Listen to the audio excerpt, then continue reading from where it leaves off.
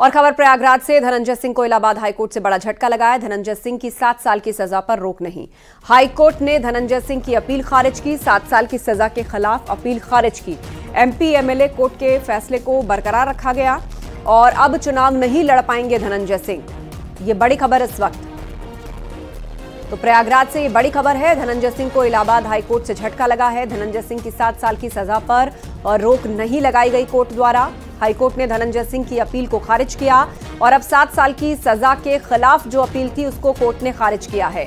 लिहाजा MP MLA court के फैसले को बरकरार रखा गया और अब चुनाव नहीं लड़ पाएंगे धनंजय सिंह, क्योंकि 7 साल की सजा उन्हें सुनाई गई है। सजा रद्द करने की उनकी याचिका को कोर्ट ने खारिज कर दिया। सर्वेश से इस पर अपडेट लेते हैं। जी सर्वेश, इस सजा के खिलाफ जो याचिका धनंजय सिंह की ओर से लगाई गई थी उसमें क्या दलीलें दी गई जिस पर कोर्ट ने फैसला सुनाया? देखिए, कुल मिलाकर अपहरण का एक मामला था, जिस मामले में जौनपुर की एमपी एमएलए कोर्ट ने 6 मार्च 2024 को धनंजय सिंह को कुल 7 साल की सजा सुनाई थी और इसी 7 साल की सजा के चलते धनंजय सिंह चुनाव नहीं लड़ पा रहे थे। उन्होंने इलाहाबाद हाईकोर्ट में क्रिमिनल अपील पिछले महीने दाखिल की थी और क्रिमिनल अपील दाखिल करके ट्रायल कोर्ट से यानी एमपी एमएलए कोर्ट से जो सजा सुनाई गई थी 7 साल के, उस पर रोक लगाए जाने और जमानत दिए जाने की गुहार लगाई थी।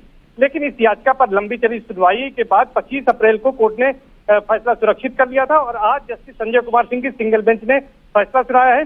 कोर्ट ने सजा पर रोक लगाने से इनकार कर दिया है, लेकिन जमानत अर्जी मंजूर कर ली है। दर्शकों को बता दें कि आज ही जौनपुर जेल से धनंजय सिंह को बरेली जेल शिफ्ट किया गया है।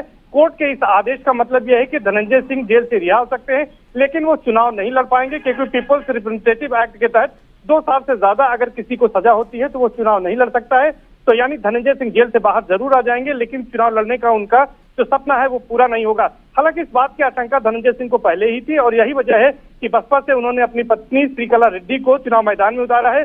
तो वो अब अपनी पत्नी के लिए चुनाव प्रचार करेंगे, लेकिन वो खुद चुनाव नहीं लड़ पाएंगे, ऐसा हो सकता है। इसके अलावा इस मामले में जो उनके अधिवक्ताओं का कहना है, उनका कहना है कि धनंजय सिंह से सहमति लेने के बाद इस मामले में वो सुप्रीम कोर्ट मूव कर सकते हैं या फिर हाई कोर्ट में ही अपील में जा सकते हैं। तो दोनों रास्ते उनके लिए खुले हैं।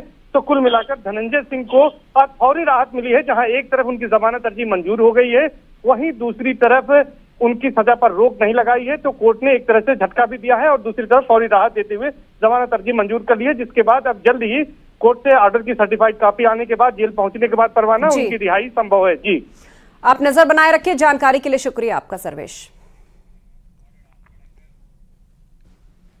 और स्क्रैप माफिया रवि काना से जुड़ी हुई बड़ी खबर है। 50-50 हजार के इनामी रवि काना और काजल झा को नोएडा पुलिस के हवाले कर दिया गया है। आपको बता दें, दोनों ही शातिरों की थाईलैंड से गिरफ्तारी हुई थी और अब दोनों को इंदिरा गांधी एयरपोर्ट पर नोएडा पुलिस के हवाले किया गया। 31 दिसंबर को दोनों शातिर भारत से भाग निकले थे। Red corner notice, lookout circular के बाद रवि काना की मुश्किलें बढ़ गई थी और मेडिकल के बाद दोनों को कोर्ट में पेश किया जाएगा। हिमांशु हमारे साथ फोन लाइन पर जुड़ गए हैं। हिमांशु, विस्तार से बताइए पूरी खबर।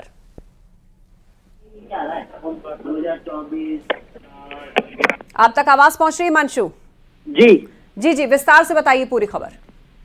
देखिए, आपको बता दें कि ये 50-50 हजार के दोनों इनामी हैं, जिसमें गैंगस्टर, स्क्रैप माफिया और गैंगरेप का आरोपी रवि काना है और उसकी महिला मित्र काजल झा हैं।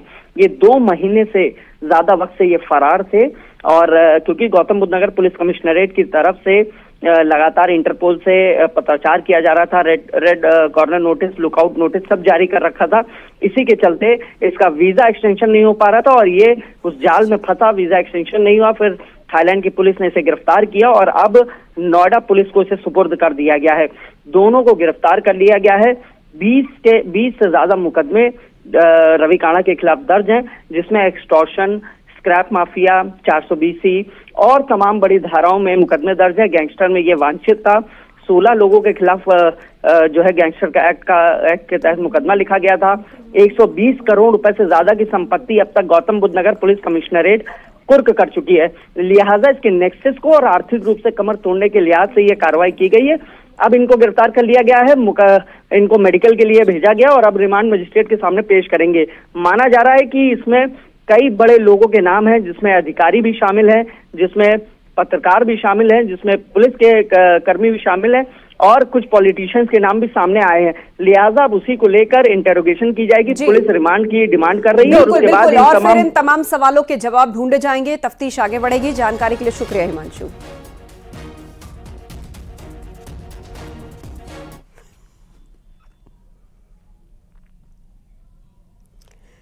उधर पाकिस्तान से ग्रेटर नोएडा आई सीमा हैदर की मुश्किलें बढ़ सकती हैं। सीमा हैदर के पाकिस्तानी पति गुलाम हैदर को 10 जून को ग्रेटर नोएडा के सूरजपुर कोर्ट में पेशी के लिए बुलाया गया है। आपको बता दें, गुलाम हैदर ने अपने वकील के जरिए सूरजपुर फैमिली कोर्ट में याचिका दायर की थी और उसमें बिना तलाक सीमा की शादी और धर्मांतरण कराने का आरोप है। सीमा के नाबालिग बच्चों के धर्मांतरण का भी आरोप है। मामले में 27 मई को सीमा सचिन की शादी करवाने वाले पंडित को भी पेश होना है। गुलाम हैदर के वकील ने सीमा सचिन शादी करने वाले पंडित और एपी सिंह पर मानहानि का मुकदमा दायर किया था।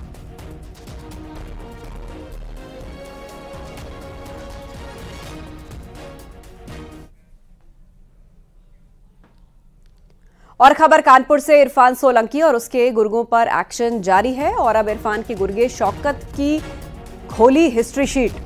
शौकत के खिलाफ दर्ज है 9 से ज्यादा मुकदमे। शौकत अली पर पुलिस की पैनी नजर। गिरोह की अब तक की करीब 100 करोड़ की संपत्ति की जा चुकी कुर्क। सबसे ज्यादा शौकत की संपत्ति जब्त की गई। शौकत पर सरकारी जमीन कब्जा करने का भी आरोप है।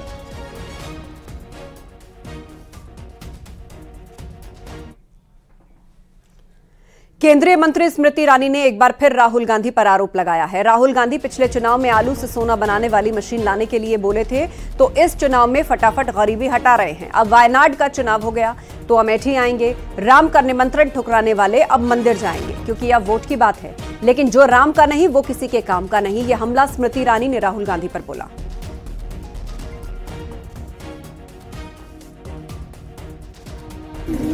अभी तक हम लोग अमेठी में मुद्दे ढूंढ रहे थे, अब हम कांग्रेस का प्रत्याशी ढूंढ रहे हैं। लेकिन हमसे कहा गया है कि आज वायनाड का वोट हो गया है, इसके बाद कांग्रेस के प्रत्याशी आएंगे, लेकिन पहले राम मंदिर को जाएंगे। हमने कहा भैया निमंत्रण राम जी का ठुकरा दिए, अब मंदिर जाएंगे, क्योंकि उनको लगता है मंदिर जाने से वोट पाएंगे। मतलब कि भगवान को भी धोखा देने जाए। इसीलिए आज कहती हूँ कि जो इंसान को रिझाने के लिए भगवान से छल कर दे, वो हम सबका क्या खाक हो पाएगा। मैं तो कहती हूँ जो सच्चे मन से राम का नहीं, वो हमारे किसी काम का नहीं।